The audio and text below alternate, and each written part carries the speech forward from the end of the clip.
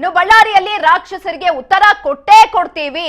ಜನಾರ್ದನ್ ರೆಡ್ಡಿ ವಿರುದ್ಧ ಭರತ್ ರೆಡ್ಡಿ ಆಕ್ರೋಶವನ್ನು ವ್ಯಕ್ತಪಡಿಸ್ತಾ ಇದ್ದಾರೆ.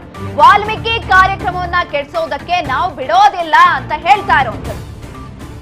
ಬಳ್ಳಾರಿಯಲ್ಲಿ ರಾಕ್ಷಸರಿಗೆ ಉತ್ತರ ಕೊಟ್ಟೇ ಕೊಡ್ತೀವಿ. ಜನಾರ್ದನ್ ರೆಡ್ಡಿ ವಿರುದ್ಧ ಭರತ್ ರೆಡ್ಡಿ ಆಕ್ರೋಶವನ್ನ ಹೊರಹಾಕ್ತಿದ್ದಾರೆ. ವಾಲ್ಮೀಕಿ ಕಾರ್ಯಕ್ರಮ ಕೆಡಿಸೋದಕ್ಕೆ ನಾವು ಬಿಡೋದಿಲ್ಲ. ಆ ವಿಚಾರಕ್ಕೆ ಸಂಬಂಧಪಟ್ಟಂತೆನೇ ಅಲ್ಲಿ ಬಳ್ಳಾರಿಯಲ್ಲಿ ಗಲಾಟೆ ಆಗಿರುವಂತದ್ದು. ವಾಲ್ಮೀಕಿ ಪುತ್ಥಳಿಯನ್ನ ಅನಾವರಣ ಮಾಡೋದಿತ್ತು.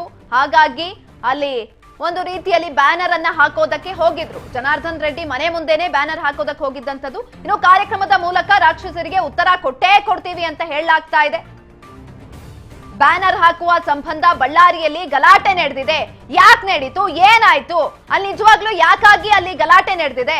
ಬಳ್ಳಾರಿಯಲ್ಲಿ ನಿಜವಾಗ್ಲೂ ಕೂಡ ಪ್ರೀ ಪ್ಲಾನ್ ಅನ್ನ ಮಾಡಿಕೊಂಡು ಎಲ್ಲಾ ಸ್ಕೀಮ್ಗಳನ್ನ ಹಾಕೊಳ್ಳಲಾಗಿತ್ತ? ಜನಾರ್ದನ್ ರೆಡ್ಡಿ ವಿರುದ್ಧ ಕತ್ತಿಯನ್ನ ಮಸ್ದು ಆತನ ಹೆಸರನ್ನ ಹಾಳು ಮಾಡೋದಕ್ಕೆ ಮಾಡಿದ್ರ? ಹಾಗಾಗಿ ರಾಕ್ಷಸರಿಗೆ ನಾವು ಉತ್ತರವನ್ನ ಕೊಟ್ಟೇ ಕೊಡ್ತೀವಿ.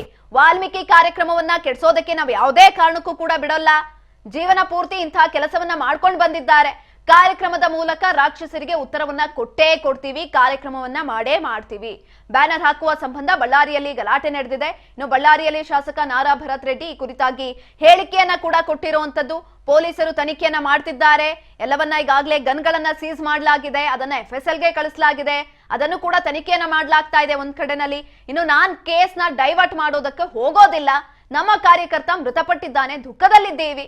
ಬಳ್ಳಾರಿಯಲ್ಲಿ ಮೊದಲಿನಿಂದಲೂ ಕೂಡ ರಾಕ್ಷಸರ ಅಟ್ಟಹಾಸ ನಡೀತಾ ಇದೆ. ಇದೇ ಮೊದಲನೇ ಬಾರಿಗೆ ಏನಲ್ಲ, ಈಗಾಗಲೇ ಎಷ್ಟೋ ಸರಿ ಈ ವಿಚಾರಕ್ಕೆ ಸಂಬಂಧಪಟ್ಟಂತೆ ಆಗ್ತಾ ಇರುವಂತದ್ದು ಈ ರೀತಿಯಾದಂತಹ ಘರ್ಷಣೆಗಳು ಅಂತ ಹೇಳಿಕೆಯನ್ನ ಕೊಟ್ಟಿದ್ದಾರೆ.